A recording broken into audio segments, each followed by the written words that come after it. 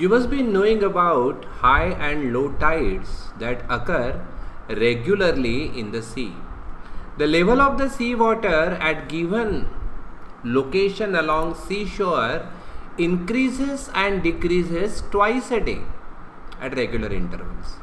High and low tides occur at different times at different places. Level of the water in the sea changes because of the gravitational force exerted by the moon. Water directly under the moon gets pulled towards the moon and level of the water goes up there, which causes high tide. So here that gravitation force of moon is shown, and accordingly the high tide is also shown. At places which are at 90 degree from this place, so this is one place which is 90 degree away and this is another which is 90 degree away. So at these two places you see low tide. So remember this diagram. In the direction of moon's gravity we always have a high tide, and at places 90 degree to that we have a low tide. Earth's gravitational force. If a stone is thrown in vertically upward direction, what will happen to its velocity with respect to time?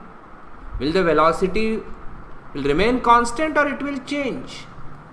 So it is our normal observation that velocity of the stone goes down, and after some time the stone starts to fall towards the earth. That means the direction of velocity is completely reversed after some time, but before reversing it reduces and becomes zero at highest point, and then it starts increasing in the opposite direction. So if there is any change in velocity of the object or the stone, in this case there must be a force acting on that object. The earth attracts every object near it towards itself because of the gravitational force. The center of mass of earth is situated at its geometrical center. So the gravitational force acting on any object is always towards that center. Because of this force, an object falls vertically downwards on the earth. Similarly, when we throw a stone vertically upward, force tries to pull it down. Let me see what happens here. Velocity is in upward direction, displacement is in upward direction, but the force acting is in downward direction. So acceleration in this case will be negative, and that will bring reduction in the velocity. At a particular point, velocity will become zero, and after that velocity, displacement, force all will start acting in the downward direction. Then we will see the increase in the magnitude of acceleration. So due to this downward pull, initially velocity reduces, becomes zero. Pull continues to be exerted, stone starts moving vertically downward direction towards the center of earth.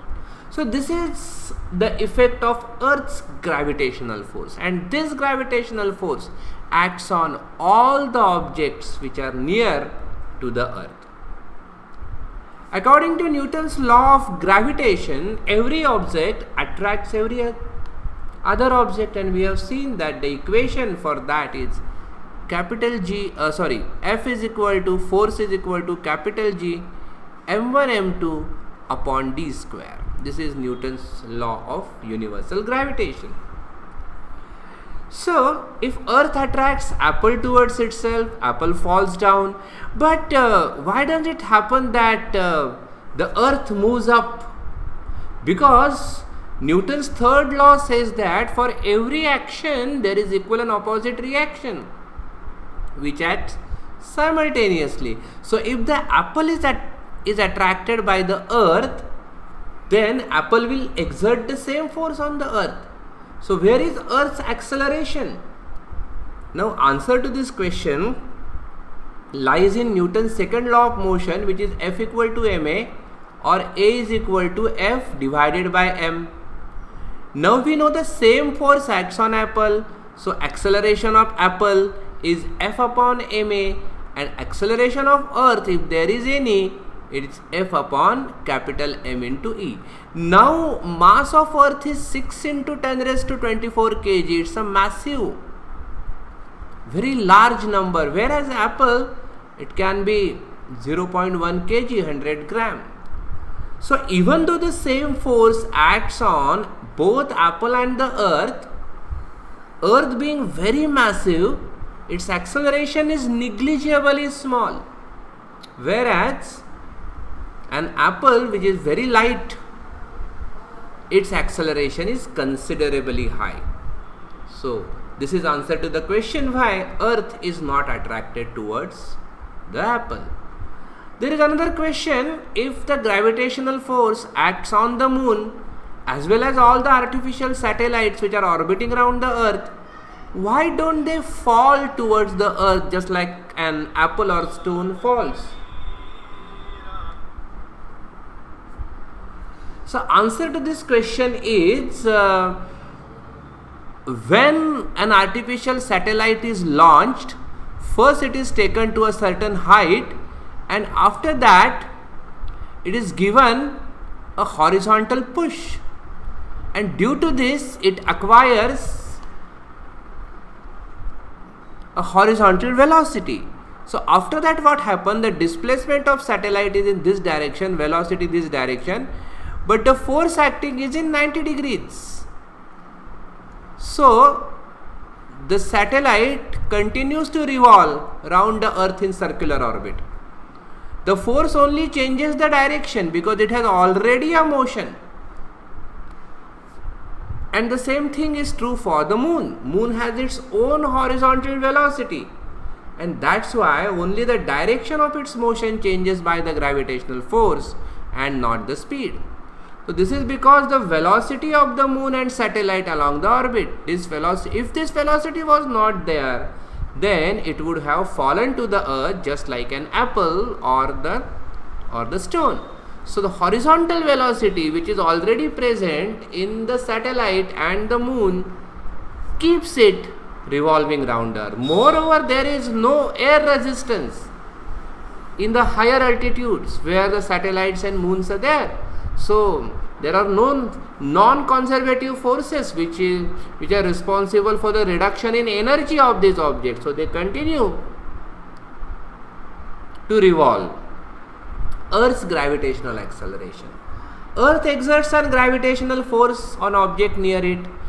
According to Newton's second law, a force acting on the body results in the acceleration.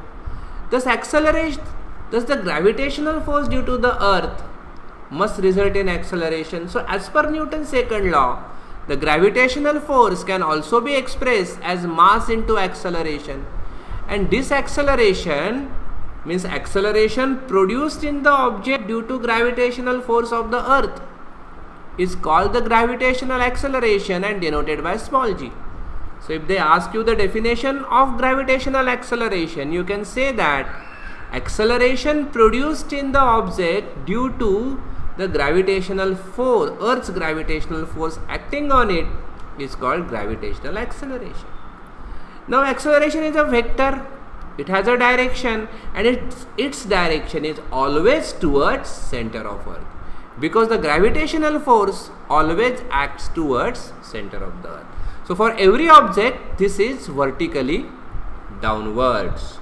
Now we can find the magnitude of this gravitational acceleration. By Newton's universal law of gravitation, we have F is equal to gmm upon r square, where this is a constant, universal gravitational constant.